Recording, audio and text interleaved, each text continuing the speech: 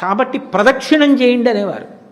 నేను ఒకప్పుడు ఇలా సాధన చేశాను, నేను ఒకప్పుడు మృత్యువుని ఇలా చూశాను.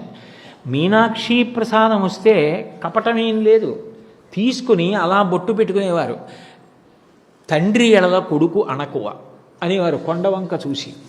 కొండ మీద దీపం వెలుగుతుంటే ఆనంద బాష్ప ధారలు పడేవారికి. అది భక్తార్భకం రక్షతి.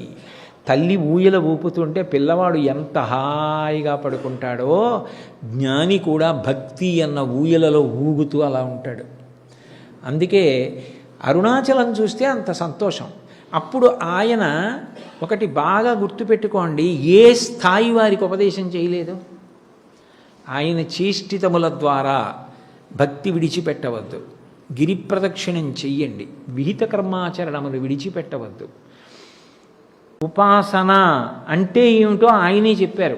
ఆసనం అంటే కూర్చోవడం, అంటే దగ్గరగా కూర్చోవడం. దగ్గరగా కూర్చోవడం అంటే గురువాక్యాన్ని స్మరిస్తూ అదే పంథాలో జీవితాన్ని భక్తితో గడపగలగడం.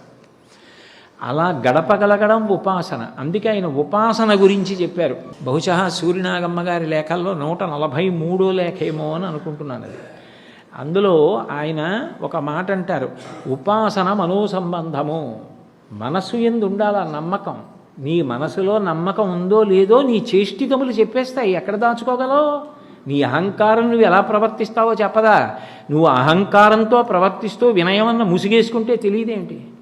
మేక పులి వేషం వేసినా, పులి మేక వేషం వేసినా తెలిసిపోతుంది. నీలో ఎన్నెన్ని మార్పులు వచ్చాయో, ఇప్పుడు ఎంత అతిశయంతో ఉన్నావో అన్నీ తెలుస్తూనే ఉంటాయి.